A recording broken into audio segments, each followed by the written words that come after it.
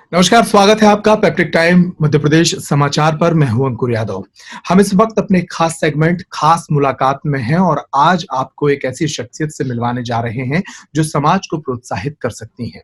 हाल ही में देश के प्रधानमंत्री नरेंद्र मोदी ने कहा कि कोरोना संकट में देश को आपदा के भीतर अवसर खोजने चाहिए। महिलाएं आम तौर पर घरों से बाहर निकलने में, खास तौर पर मध्य प्रदेश जैसे इलाके में कतराती रही हैं और महिलाओं के लिए अवसर खोजना एक बड़ी चुनौती रही है। लेकिन ऐसे में मध्य प्रदेश की कुछ महिलाएं अपने लिए अवसर खोज रही हैं और उन अवसरों के आधार पर न सिर्फ अपना, समाज का और अपने इलाके का नाम रोशन कर रही हैं। आज के खास मुलाकात के सेगमेंट में हमारे साथ हैं मध्य प्रदेश के नीमच जिले के एक छोटे से शहर अठाना से मीनाक्षी धाकड़ जी।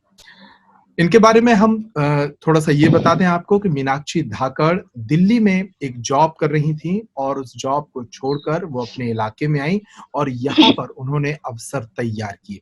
क्या थे वो अवसर? वो इस इंटरव्यू में जानेंगे। स्वागत है आपका मीनाक्षी जी इस इंटरव्यू में। नमस्कार सर। नमस्कार। मीनाक्षी जी, आपकी ही जुबानी आपकी पूरी यात्रा को समझने की कोशिश करेंगे। ये कब की बात है जब आप दिल्ली में थीं और दिल्ली में जो जॉब कर रही थीं उसका क्या प्रोफाइल था? कहाँ जॉब कर रही थीं और कब ये सोचा आपने कि आपको अपने इलाके में जाकर खुद के लिए कुछ करना है? सबसे पहले तो सभी को नमस्कार। मेरा नाम मीनाक्षी धाकड़ है। मैं मध्य प्रदेश के नीमच जिले से बिलॉन्ग करती हूँ और मैं दिल्ली में वीज़ा काउंसलर की जॉब करती थी और 2018 से पहले तक मैं 3 ईयर तक मैंने जॉब करी दिल्ली में और जी, कंटिन्यूअसली कर ही रही थी और वहाँ पे जो थी इमिग्रेशन था वो जी, कनाडा, ऑस्ट्रेलिया के लिए हम पीआर प्रोवाइड करवाते थे। जी। देन 2018 में मेरी शादी हो गई हुँ, नीमच जिले में। तो हुँ। मैंने शादी के बाद भी मेरी जो ससुराल पक्ष की फैमिली थी, उन्होंने मुझे कोई फ़ोर्स नहीं किया जॉब छोड़ने के लिए। जी। उन्हें बोला कि ठीक है, आप करना चाहते हैं तो बेशक कर सकते हैं हुँ, और शादी के बाद भी मैंने जॉब कंटिन्यू रखी 6 मंथ तक, समथिंग 6 मंथ मैंने कंटिन्यू रखी। जी। देन उसके बाद थोड़ी प्रॉब्लम ये आई कि मेरी जॉब तो अच्छी थी, सैलरी भी अच्छी चल रही थी वहाँ पे, बट प्रॉब्लम हमारे सामने ये खड़ी हुई कि एक तो middle class family, second thing जो फादर इन लॉ थे, वो हमेशा हमारे बीमार होते थे, तो उनकी देख-रेख के लिए कोई तो चाहिए होता था। हुँ, तो सबसे पहले मैंने ये सोचा कि अपन जॉब कर रहे हैं, पैसा इतना कमा रहे हैं, लेकिन अपनों की देखभाल नहीं कर पा रहे हैं। हुँ। तो सबसे पहले मैंने जॉब छोड़ने का उद्देश्य मेरा मेरे फादर इन लॉ थे। कि जी, मैं उनकी वहाँ पे रहकर सेवा करूँगी और बाकी जो भी अपना बिज़नेस या जॉब जो भी मुझे करना है, मैं वहीं से कर लूँगी। जी। तो ये सोच के मैंने वहाँ से जॉब लेफ्ट करी। मैंने उसके बाद अपना जो भी स्टार्टअप करना था उसके बारे में सोचा। हुँ, सोचते-सोचते सोच ही रहे थे कि क्या अगर जॉब करें तो यहाँ पे वो जॉब तो मिलना मुश्किल है। तो जी। क्या किया जाए ऐसा? तो मेरे हस्बैंड ने मुझे थोड़ा मोटिवेट किया कि अगर तू कुछ करना ही चाहती है तो फिर तू कुछ भी जो करना चाहती है उसमें भी कुछ ऐसा करो कि ताकि दूसरों को प्रेरणा मिले और खुद भी अपने आप में मोटिवेट हो। जी। तो हमने काफ़ी सोच विचार के बाद एक मुकाम पे पहुँचे कि मधुमक्खी पालन सीखा जाए। हुँ, बट मेरा इंटरेस्ट स्टार्टिंग में झूठ नहीं बोलना चाहूँगी, जी। मेरा इंटरेस्ट स्टार्टिंग में नहीं था क्योंकि मधुमक्खियों से सबको डर लगता है, हुँ, मुझे भी लगता था। हुँ, बट हस्बैंड ने मोटिवेट किया कि अगर कर ही रही है तो फिर थोड़ा तो अलग कर। मैंने कहा ठीक है, सीखते हैं। हुँ, सीखा, 1 मंथ की ट्रेनिंग ली, राजस्थान के कृषि विज्ञान केंद्र अंता से मैंने 1 मंथ की ट्रेनिंग ली और जी। ट्रेनिंग लेने के बाद जब मैं ट्रेनिंग ले रही थी बीच में, मुझे काफ़ी इंटरेस्ट आने लगा मधुमक्खियों के बीच में। डर तो मेरा दूर पता नहीं कहाँ चला गया हुँ, लेकिन इंटरेस्टिंग मतलब उसके बारे में जो चीज़ें मुझे जानने को मिलती थी कि मक्खियाँ ऐसे करती है, मक्खियाँ वैसे करती है, तो मुझे काफ़ी इंटरेस्ट आने लगा। हुँ, देन उसके बाद सीखने के बाद थोड़ा इसमें क्या प्रैक्टिकल ज़रूरी होता है। अपने को हुँ, थ्योरेटिकल बेस पे हमें कुछ काम नहीं करना चाहिए, क्योंकि एक प्रैक्टिकल और थ्योरी में काफ़ी डिफरेंट होता है। हुँ, तो वही सोच के मैंने जो हमारे नियर बाय मेरे मायके मतलब अंता के यहाँ पे नियर बाय भी जो भी बी कीपिंग करते थे, उनके साथ में थोड़ा मतलब जाने लगी, मेरे हस्बैंड और मैं जाने लगे 2-3 दिन में। तो वो प्रैक्टिकल में देखती रही तो उनसे मुझे ज़्यादा कुछ अच्छा आने लगा, बेटर करने लगी उससे काम। हुँ। तो मैंने फिर डिसाइड कर लिया कि अब बिज़नेस करना है तो यही करना है। तो स्टार्ट किया, 50 बॉक्स से मैंने स्टार्ट किया जी, लेकिन लोग और लोग आज करीब एक मधुमक्खियों से डरते हैं, उनसे दूर भागते हैं। आपने अपने बिज़नेस हुँ। के तौर पर मधुमक्खियों को क्यों चुना?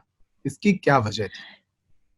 सर देखिए, होता ये है कि जानवर को अगर लेके हमारी सोच है, तो जानवर चाहे छोटा हो चाहे बड़ा हो, डर तो हर किसी से लगता है।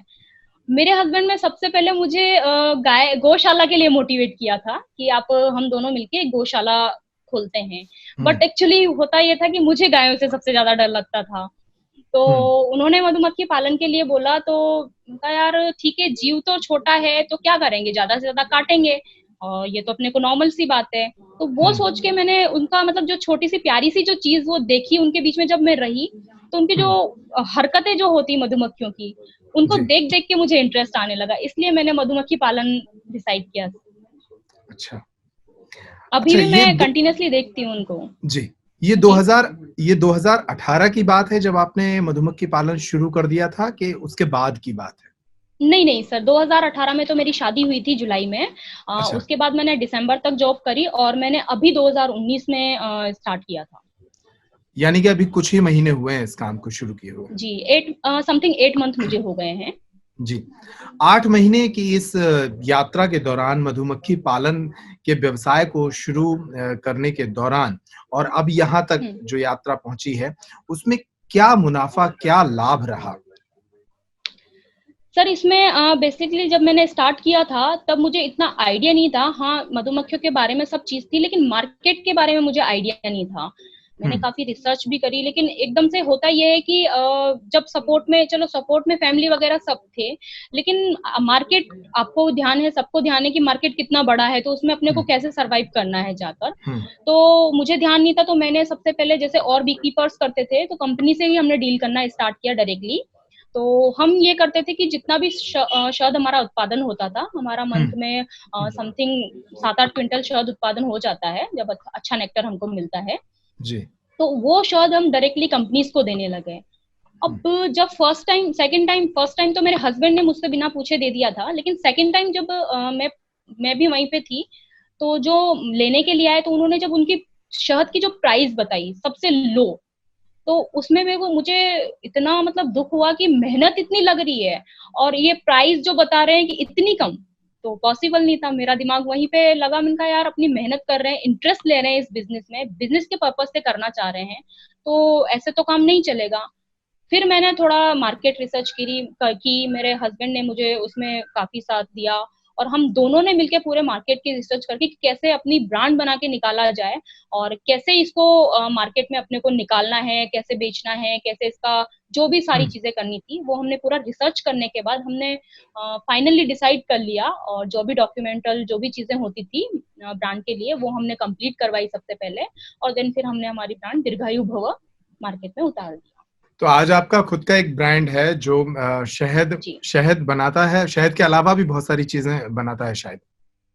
शहद के अलावा सर बहुत सारी चीज़ें बनानी है, लेकिन अभी हमारा फ़ोकस जो है सबसे पहले शहद पे है। देन हुँ। उसके बाद जैसे ही हमें अभी और बॉक्स बढ़ाने हैं, अभी मेरे पास 70 बॉक्स हैं, लेकिन हमें हुँ। समथिंग 500 बॉक्स तो मुझे करने हैं हुँ। मधुमक्खियों के। तो अच्छा, उन एक महिला 500 होने बॉक्स के के नाते साथ कभी आपको लगा कि ये काम थोड़ा चुनौतीपूर्ण है क्योंकि उद्यानिकी से जुड़े काम या खेती से जुड़े काम महिलाओं के लिए चुनौतीपूर्ण माने जाते हैं। कभी आपको ऐसा जी, एहसास हुआ कि महिला होने के नाते आप पुरुष होती तो ज़्यादा बेहतर कर सकती थीं, ऐसा कभी लगा क्या? जी। बिल्कुल सर, मुझे बहुत बार लगा ये चीज़। हुँ। एक्चुअली जो मेरा बैकग्राउंड था शादी से पहले, तो हुँ। हालाँकि खेती हमारे भी है, लेकिन मैंने कभी खेत पे जाके मैं चली नहीं हूँ। हुँ। जो भी दूसरों से करवाते थे और डायरेक्टली स्टडी करते-करते मैं जॉब पे चली गई और हुँ। जॉब करते-करते मेरी शादी हो गई। तो खेती से रिलेटेड मेरा कभी कोई काम पड़ा नहीं हुँ। और जब ये चीज़ें मेरे सामने आई, तो मैंने मधुमक्खी पालन तो चलो सीख लिया, कर भी रही थी, लेकिन जब माइग्रेशन का टाइम आता था, तो हुँ। उस टाइम पे जैसे 2 बार हमने माइग्रेट किया, मतलब मेरे मेरे उसमें रहने पे और बाकी तो हमने करवाया था। तो हुँ। 2-3 बार जब माइग्रेट किया तब उस टाइम पे मुझे खुद को मतलब मैंने ये सोचा कि यार मुझे अगर बाई चांस आगे जाके भी किसी से काम करवाना है तो पहले वो काम मुझे आना चाहिए। हुँ। तो वो बॉक्स जो होते थे वो मैंने लाइफ में कभी एक माथे पे कुछ रखा नहीं होगा, लेकिन वो इतना भारी बॉक्स मैंने माथे पे रख के माइग्रेट किया और ठीक है वो हुआ भी। थोड़ी डिफिकल्टी आई, इस ठीक दौरान है। कभी मधुमक्खियों ने काटा भी आपको? जी, बिल्कुल, बहुत बार काटा है। उसकी तो अनगिनत है वो तो। अच्छा ये बताएँ कि जब आप दिल्ली में एक काउंसलर के तौर पे काम कर रही थीं, दिल्ली जैसे महानगर में, देश की राजधानी में और अब आप अठाना जी। में मधुमक्खी पालन कर रही हैं किसान के तौर पर। दोनों की जो जॉब सैटिस्फैक्शन है उसमें कितना अंतर है? तब के में और अब के में क्या फ़र्क देखती हैं आप? सर फ़र्क ये होता है कि मेरे जो पॉइंट ऑफ व्यू से मैं जो देखती हूँ कि एक जॉब जॉब होती है और एक अपना खुद का बिज़नेस होता है। जॉब में क्या होता है कि मुझे कहीं न कहीं मतलब सैटिस्फैक्शन मेरी सैलरी थी वहाँ पे अच्छी खासी और काफ़ी कंफर्टेबल लाइफ़ थी मेरी। बट जब यहाँ आई और पहले तो मैंने स्ट्रगल देखा काफ़ी सारा, बट जब मैंने ये बिज़नेस स्टार्ट किया उसके बाद जब मेरा बिज़नेस अच्छा चलने लगा और हुँ, धीरे-धीरे रन अप हो ही रहा है, तो इस तरीके से मैंने इसमें एक तो पैसा जिसे सबसे मेन चीज़ सब लोग मानते हैं, हुँ, उससे भी मैं यहाँ पे सैटिस्फाई हुई इस बिज़नेस से। और सेकंड थिंग ये रहा कि मैं यहाँ रहते हुए खुद का जो कर रही हूँ, एक अपनी खुद की पहचान हो रही है, मेरे परिवार की पहचान हो रही है और मेरे जिले की पहचान हो रही है। साथ में मैं मेरे साथ जिन लोगों को जोड़ूँगी उनकी पहचान होगी। तो ये सब करके मुझे इतना सैटिस्फैक्शन मिलता है कि मैं अपनी फैमिली के साथ हूँ कुल मिला के और अच्छा उनके साथ रहकर मैं काम कर रही हूँ। इकोनॉमी अगर इसकी समझनी हो तो इकोनॉमी हुँ, क्या है? आप कितना महीने में उत्पादन कर रही हैं और उससे कितना पैसा बना रही हैं? ये सवाल मैं इसलिए पूछ रहा हूँ, हालाँकि ये सवाल थोड़ा जी। पर्सनल है, लेकिन मैं इसलिए पूछ नहीं रहा हूँ कि शायद वो इकोनॉमी से जुड़े जवाब से बहुत सारे लोग प्रोत्साहित हों। बिल्कुल सर, कोई दिक्कत नहीं है इसमें पूछने में। सर हमारा देखिए अभी जब हम जहाँ पे भी माइग्रेट करते हैं, पहले उसकी लोकेशन हम देखते हैं कि यहाँ पे मधुमक्खियों को नेक्टर कितना अच्छा मिल जाएगा। फर्स्ट चीज़ ये होती है कि मधुमक्खियों को नेक्टर चाहिए होता है, उसी के अकॉर्डिंग अपने को शहद मिलता है। तो हुँ, समथिंग हम जब भी बॉक्स रखते हैं, तो आस-पास जो भी फ्लावरिंग वाली फसल या सब्जियाँ जो भी होती है, उसे देखकर हम रखते हैं। एरिया हमने डिसाइड किया, उसके बाद जो हमें शहद मिलता है समथिंग महीने में हमें 7 से 8 क्विंटल शहद हमें मिल जाता है। जी। तो वो 7 से 8 क्विंटल अब हमारे ऊपर डिपेंड करता है मार्केट में हम उसको कैसे निकाल रहे हैं। हुँ, अगर खुद की ब्रांड से मैं निकाल रही हूँ तो प्रॉफिट अच्छा खासा है उसमें और अगर मैं जी। डायरेक्टली कंपनीज़ को दे रही हूँ, तो प्रॉफिट तो उसमें भी है बट कम है, बहुत कम है, माइनर सा प्रॉफिट हमें उसमें मिलता है। हुँ, और ईयर में हमारा पूरा जो होता है पूरे ईयर में समथिंग 4-5 टन हमारा शहद हो जाता है, 7-8 लाख रुपए की इनकम उससे हो जाती है और खर्चा निकाल के अगर हम सारी चीज़ें जोड़ें क्योंकि इनकम के साथ खर्चे भी होते हैं, जी। तो आराम से हमारे 3 लाख समथिंग 3-4 लाख रुपए समथिंग हमारे सेविंग हो जाती है। मतलब खर्चा वगैरह सब निकालने के बाद प्रॉफिट जो होता है। जी। इस बिज़नेस को और कितनी ऊँचाइयों तक पहुँचाने की सोच आप लोग रखते हैं, आपका परिवार रखता है? क्या सपना है इसको लेकर? सर इस बिज़नेस को लेकर सपना जैसे अपने बिज़नेस को लेकर सबका सपना यही होता है कि मैं काफ़ी ऊँचाइयाँ छूऊँ। तो वही सपना मेरा है कि मैं अपनी ऊँचाइयाँ छूते हुए नाम सिर्फ़ मेरा नहीं होना चाहिए, मेरे देश का नाम होना चाहिए। सबसे पहले मोदी जी ने अभी बोला है आत्मनिर्भर बनने को, तो उस चीज़ पे तो मैं सबसे पहले करना ही चाह रही हूँ क्योंकि जी। मैं जुड़ी हुई हूँ इस चीज़ से, तो मैं चाहती हूँ कि मेरी मिट्टी से मैं जुड़ी हुई हूँ तो और सब भी जुड़े, खास करके लेडीज़ जुड़े इसमें क्योंकि मधुमक्खियों में शायद कोई लेडीज़ है आती नहीं है, बट जी। मैं उनको जोड़ना चाहती हूँ और मेरा जो बिज़नेस मेरा नहीं, हमारा बिज़नेस मैं कह के चलूँगी, उसको काफ़ी आगे तक मुझे ले जाना क्या है और आपके अभी आपके फ़िलहाल इस शहद है। जी, आपके इस बिज़नेस में फ़िलहाल भी महिलाओं का कोई समूह जुड़कर काम कर रहा है? क्या और बहुत सारे लोगों को आपने रोज़गार से जोड़ा है इस बिज़नेस के ज़रिए? सर अभी हमारी प्लानिंग वही चल रही है और मैंने काफ़ी सारी लेडीज़ से बात भी की है। तो फिलहाल तो लेडीज़ आने से डरती है मधुमक्खियों के बीच में, हुँ, लेकिन जल्दी ही मैंने उनको कन्विंस कर लिया समथिंग मैंने 8-9 लेडीज़ को तो कन्विंस कर ही लिया है। तो वो जल्दी ही मुझसे ज़्यादा नहीं तो चलो ठीक है वो मधुमक्खियों में नहीं करेगी पर पैकेजिंग हो गया और लेबलिंग हो गया, जो भी चीज़ें हैं, उनमें वो मेरी हेल्प करेंगी। तो उनके ज़रिए मैं पूरा एक समूह बनाऊँगी 15 लेडीज़ या 20 लेडीज़ जो भी होती है, वो सब मेरे साथ वर्क करेगी। अगर वो चाहें तो मधुमक्खियों के बीच में, वो चाहें तो पैकेजिंग के बीच में, तो उनको मैं उसका प्रशिक्षण जल्दी ही दूँगी। चलिए बहुत अच्छा लगा मीनाक्षी जी आपसे बात करके और निश्चित रूप से जो प्रधानमंत्री नरेंद्र मोदी ने जिस आत्मनिर्भर भारत की बात कही है, वो आप जैसे लोगों के कारण ही उसका बन पाना संभव है। मुझे उम्मीद है कि आपका ये इंटरव्यू देखकर मध्य प्रदेश की और दूसरी औरतें भी प्रोत्साहित होंगी और आपकी तरह इसी तरह एक नए स्टार्टअप को शुरू करेंगी और आगे बढ़ेंगी। आपने इस इंटरव्यू के लिए समय दिया, हमारी शुभकामनाएँ आपके साथ हैं। बहुत-बहुत धन्यवाद। नमस्कार। Thank you sir. थैंक